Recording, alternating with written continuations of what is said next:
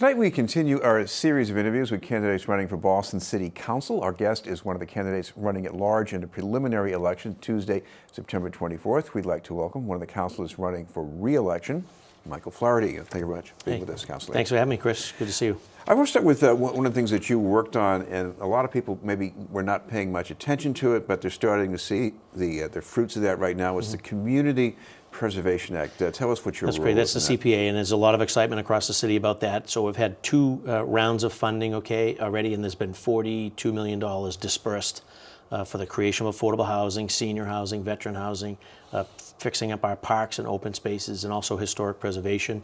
And tremendous interest from civic associations, for sports groups, the churches. So lots of great things happening. The third round is in front of us now. The deadline for those that are watching is September the 27th. So if there's an opportunity in your neighborhood, if there's a historical landmark that needs refurbishing, if there's a park or some open space that needs some special attention, or if you want to create some housing opportunities for affordable housing opportunities for folks in your community, now is the time to get that application in. And anyone has any questions, they feel free to call me at 617-635-4205. But that's the buzz. No, normally with this act, local communities add something onto the local property tax bills, but I think there was some thought here about making sure that burden did not come down too much, at least on the smaller homeowners, right? That's correct. Yeah. So there's a surcharge on the larger properties, and there was a commitment from our Governor Charlie Baker, to back up that support at the state level. So that was very encouraging. The timing couldn't have been better because we missed out on a lot of opportunity. We didn't pass this the first time. I was the first elected official to support it. I was a lead advocate for it the first time. It just barely missed.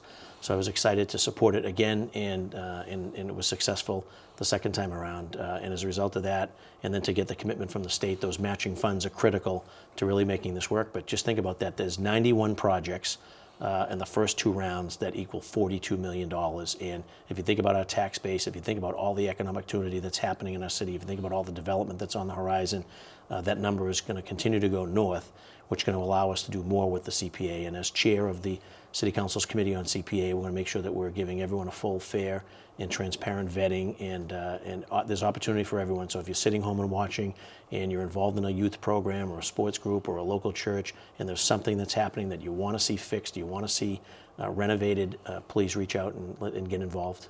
One thing that the councilors in the mirror are trying to do right now is possibly increase the set aside on affordable units from large developments. Talking about a figure right now at 13%, bringing it up higher. How much higher do you think that should go? Not sure, and obviously it should be done on a case-by-case basis for sure. I know that right now it's at 13. There are some advocates trying to push it to get as high as 20. You clearly want to make, the opportunity still exists for folks to make the investment. They do have a fiduciary responsibility to their investors. You need to make sure that it works and doesn't break the project. The last thing we want to see is a project start and then have it stop, and then have a construction site or a big hole in the ground.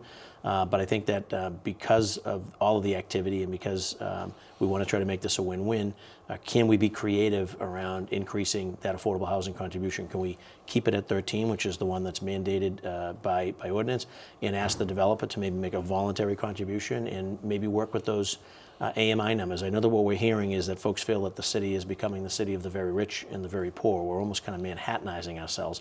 There are folks that are making just a little too much money to qualify for any of the assistance programs, but not enough to afford a rent in the city.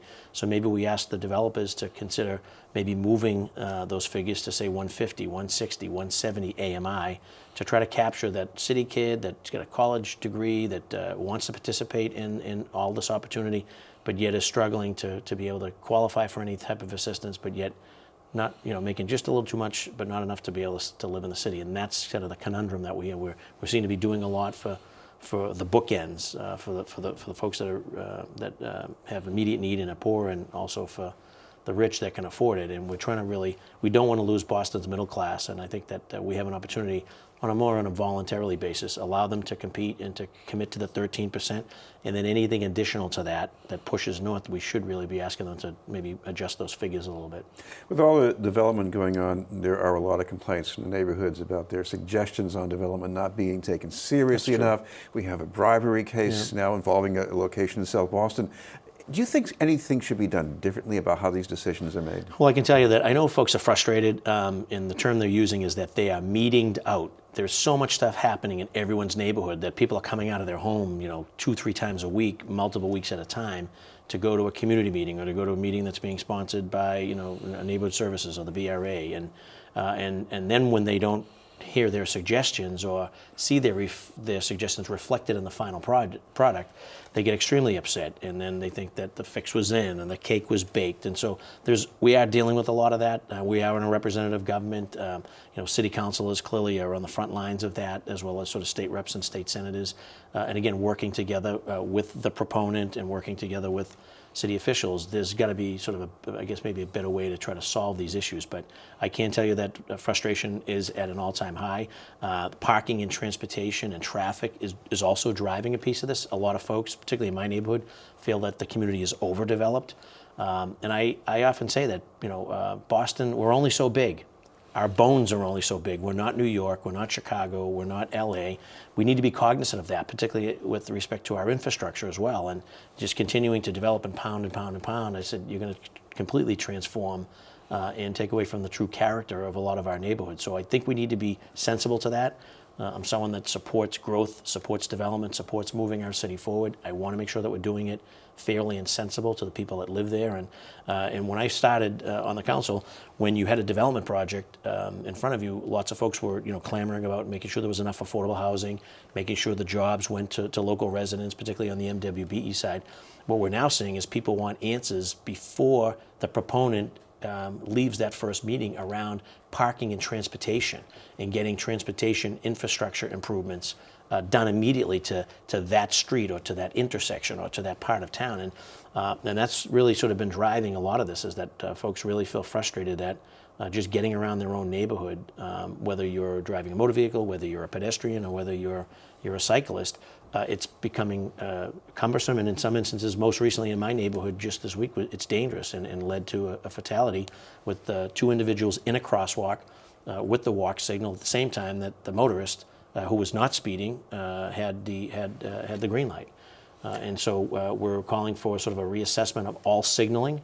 We need to make sure that our crosswalks are safe, that they're clearly visible, that the signage and that the lighting portion of it makes sense, and that doesn't put someone into harm's way. And that's what happened the other day.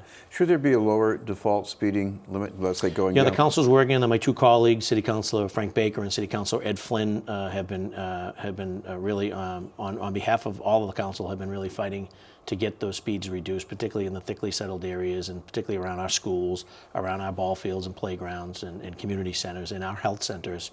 Just left the meeting earlier today in Brighton, and that was the big issue. And it was a senior citizen event, a coffee hour for seniors, and that was their big concern, is that they're petrified to cross the street to get down to their local business. And so you have able-bodied seniors that would like to get out and to shop locally, but fear that there's not enough time for them to get across the street. Some complain that the sign was missing at the end of their street, and others complain that the crosswalk was not clearly visible. And of course, pen to paper, and made a phone call, and that we got folks already sort of addressing that issue right now to make sure that those are addressed. But those are concerns. Pedestrian, cycle safety, and motorist safety is kind of jumped up on the important level for folks that's on people's minds. This is being in the news. We're talking to the Boston City Councilor at Large, Michael Flaherty.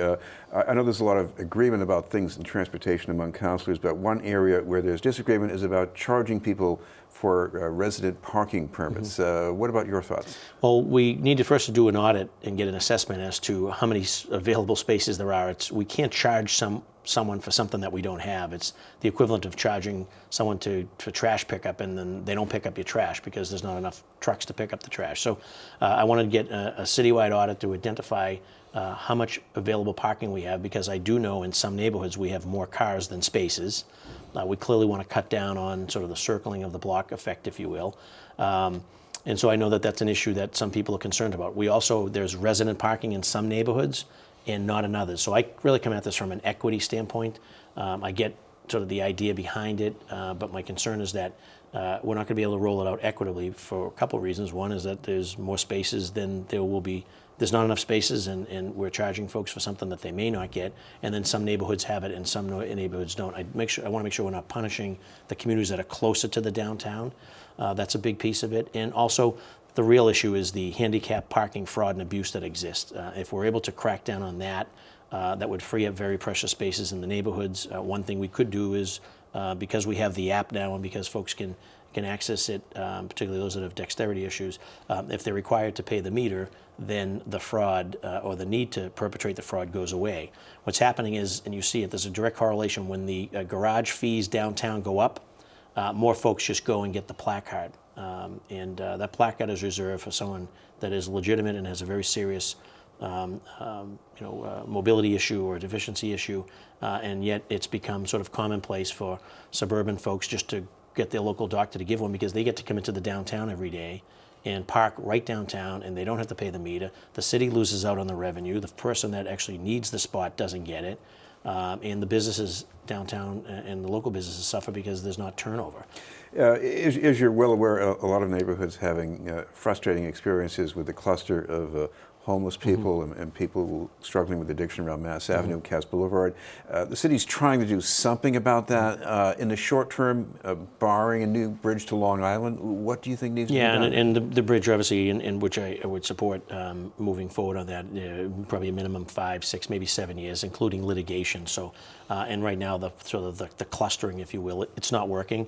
But when you learn that most of the individuals down there are not from Boston, I really need to use this opportunity to call out our suburban state representatives and state senators, talk a big game about the opioid crisis. They got lots of great ideas about how to help the opioid crisis, but they won't start the process to locate a detox in their community or a sober house or a three-quarter house or a halfway house, nothing around treatment. They want it to fall on Boston. Yet a lot of the folks that are down there are their constituents, they're their residents, they're their family and friends. And so it's all falling on Boston, just like affordable housing, just like homelessness. Those sober houses, they're pretty clustered in Dorchester and Roxbury, aren't they? Right, but I'm talking about suburban communities. Yeah, we have a lot. We have them in my neighborhood, we have them in Dorchester, we have a lot of them in the South End, and the services are there.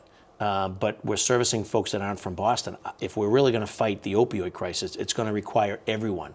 And that means our suburban communities need to step up and help us fight the opioid crisis. It's a national, if not an international epidemic.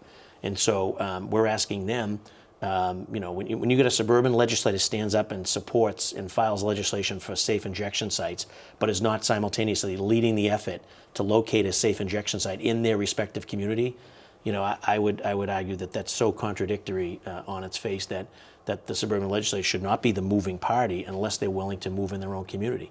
That's a big frustration that we're seeing in the city. The services are down there. Everyone is clustered there. No one's getting recovery down there, quite frankly, Chris. I mean, anyone that's down there is really looking to make a score and to get high. And so there are services there.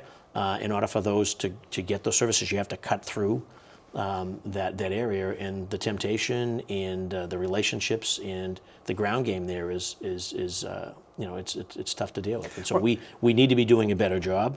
I think that our community health centers could clearly play a key and vital role and should have a seat at the table with respect to helping us sort of solve particularly on the treatment and recovery side. But suburban communities need to step up and help Boston fight this crisis. Well, one thing you're reminding voters of is your past advocacy for the LGBT community. At one time, that seemed very unlikely because you come out of South Boston. Yeah, people weren't expecting that. Yeah, it was the very first. Where do you see this going in the future, in terms of future needs for people? On the LGBT side, obviously, yes. And really more on senior community housing. We're seeing a lot of that. I'm a strong advocate for sort of same-sex senior housing, and we're also seeing a demand on the transgender side as well, just continuing to help them, find accommodation, but also services that make sure that the services are available to them. So we clearly have come a long way. In fact, at the time that I supported marriage equality, folks were grappling with domestic partnership and civil unions, and that was long before the Goodrich decision. So happy to have tremendous support in that community, particularly family members as well. That said, we got to continue to move in that direction and make sure that we're taking care of all of our people, and that if we're creating housing, we're creating economic opportunity, that we're including everyone, and by supporting LGBT housing and transgender initiatives. That's a big part of who I am and what I've been supportive of. Thank you very much for being with us. Great to see you again, Chris. City Councilor Michael Flaherty.